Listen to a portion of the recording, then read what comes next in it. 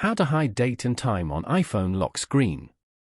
To get started, first of all go ahead and open up the Settings application on your phone.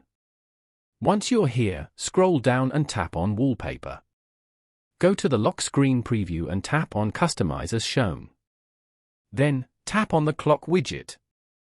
Over here, you can change the font color, style and size of the time.